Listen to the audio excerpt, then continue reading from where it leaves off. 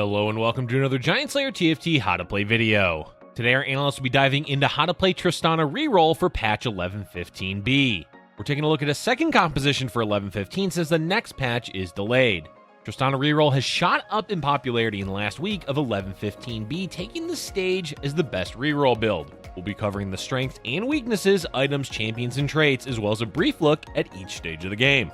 To top it off, we'll give a few tips for positioning. With all that said, let's go ahead and get started. But before we begin, please don't forget to click the links in our description. Give your support to everyone who helped make this video happen. We host many TFT tournaments with plenty of exciting content to come, so be sure to also follow our Giant Slayer TFT social media pages. Alright, let's get back to the video. To start off, let's discuss the pros and cons of playing Tristana Reroll. Tristana is by no means new to the meta, but the viability of playing a reroll build with her as the carry has gone up over the course of this extended patch. There isn't any particular reason for the rise in popularity, but more or less just the natural progression of the meta. Players get better at a specific comp, it gains traction in the meta, then lots of people are playing it. Specifically for Tristana, the nerf to Forgotten Cavalier and Soraka also helped propel it forward, albeit only slightly since it became the best 2-cost reroll build. When discussing strengths, the obvious one to point out is what Tristana can do as a carry. Instead of being a tactical backline DPS, Tristana takes the fight to the enemy and jumps to the backline after casting her ult. Think of her like an assassin on a delay timer.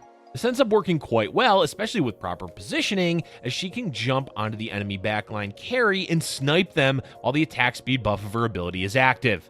But on the opposite side of that coin, Tristana does have the tendency to run it down. This is especially noticeable when players can position specifically for the Tristana board and clump up in the corner, leaving Tristana unable to get to the enemy carry. Then there's the issue of champions like Vel'Koz, Lucian, and Heimerdinger that passively do well against Tristana because of their AoE. And if Tristana is ever CC'd, it really messes with her mobility. So we've explored a few of the strengths and weaknesses of Tristana, but what about the rest of the comp?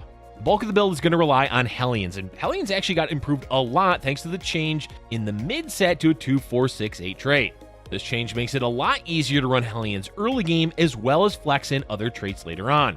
For example, if you hit an early Tristana, you can put in one other Hellion with a much better frontline, whereas you had to commit 3 spaces on your board to Hellions before. It's also a lot easier to hit 8 Hellions consistently, which adds scaling to their late game. Part of this is the introduction of Tristana, but also the change to the Hellion emblem, as now you can make it from a bow. Previously with shadow items, you needed either a shadow bow or shadow spatula, which is kind of hard to procure consistently. Now you just need a regular bow or spatula, plus later on in the game, it's common to see several emblems show up in your armory. One last downside to talk about has to do with scaling. Even though it's possible to scale in the late game with Tristana and Hellions, on average they aren't going to do that well late game.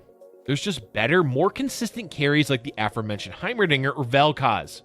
While it is certainly doable to get into the top 2 with Tristana Reroll, it's much more likely that you will be ending up either 4th or 3rd. That's not inherently a bad thing since getting a consistent top 4 is good for climbing, but if your goal is to get a 1st place, then Tristana Reroll may not be the build for you.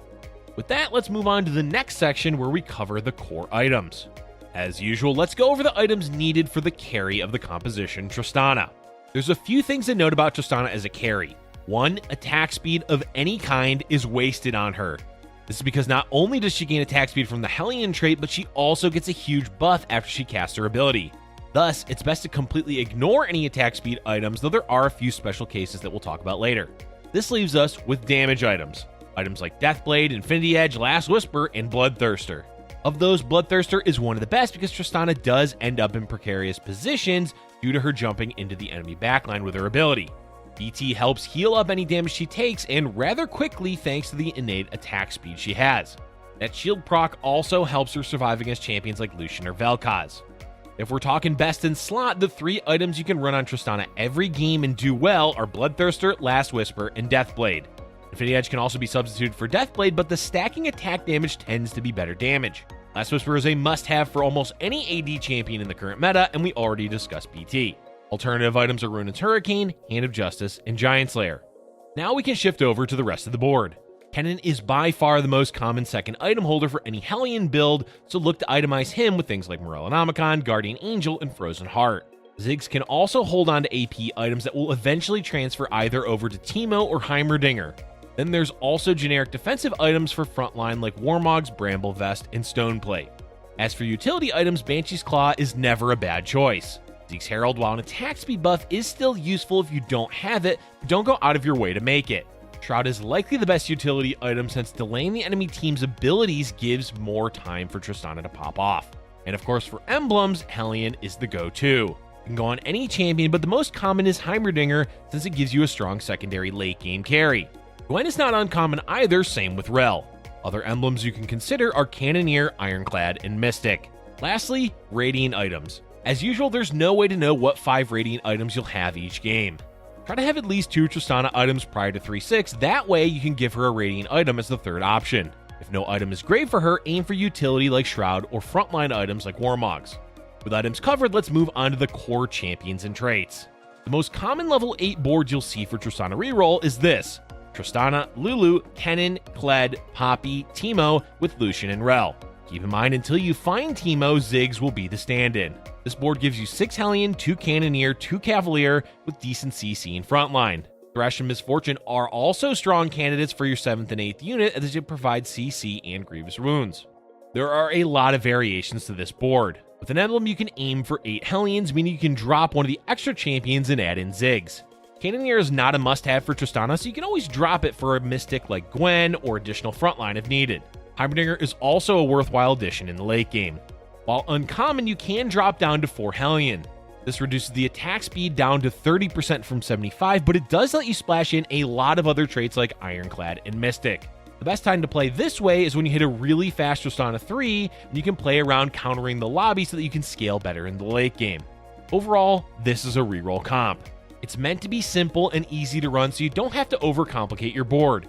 Play 6 Hellions with Tristana 3 as your carry, and go from there. Now that we've covered the foundation of the build, we can go into a brief overview of how to play it during each stage of the game, beginning with the early game. Right out of the gate, the component you should prioritize from the beginning carousel is likely a sword. It builds into most of the items you want for Tristana, plus those items go well with the best opening board, Sentinel Skirmisher. If sword isn't possible, look for a frontline component like Belt or Chain Vest. Stage 1 and 2 are easy for this comp. See Hellion, buy Hellion. It's not essential that you play Hellions early to run a Tristana reroll build, but it does help a lot. In general, any strong board does just fine, but definitely pick up Tristana if you find her. An early Tristana 2 can help you win streak even without leveling up. As for leveling, since this is a reroll comp, you generally don't want to spend gold on leveling. But it also depends on which style you're playing. If you want to roll on 5 to hit Tristana 3 as well as 1-cost units like Kled or Poppy, then you don't want to level at all. Save your gold and slow roll on 5, usually around 3-1 or 3-2. More commonly, players will roll on 6 since it's better odds to find 2-cost units. Yes, it's not as good for the 1-costs, but the goal of the composition is mainly Tristana 3. Kennen 3 is also overall just better than the 1-cost Hellions. If your game plan is to roll on 6, then go ahead and level early. Just keep in mind, any leveling you do will delay hitting 50 gold. In general, go into the early game with a game plan. If you want to roll on 5, then pick up 1-cost Hellions. Playing for level 6 instead, scout and see if you can win streak with leveling. Definitely be willing to change your plan, but at least have a plan after the opening carousel. With that, let's talk about the mid-game. This is where the rolling begins. As we said, you're either going to roll on 5 starting around 3-1 or 3-2, or level to 6 and delay rolling until you're closer to 4-1. Either way, the idea is to slow roll and look for Tristana 3 plus whatever Hellions you're hitting. Both variations are viable, just keep in mind that rolling on 6 may delay your power spike. Delaying that means you may hurt your scaling later on in the game. But either way, it comes down to a bit of luck in how quickly you're able to hit Tristana 3. A good time is usually during stage 4. After that, you're going to be in a tricky position, so rolling all of your gold may be necessary if you're still not hitting. Overall, as we said before, this is an easy to run comp. Aim for a stage 4 power spike and ride that into the late game. A lot of the late game for this comp is based on how well your mid game went. Did you hit your upgrades? Were you on a win streak? How strong is the rest of the lobby? There's a lot of factors that determine how the end game will go and what placement you'll end up with.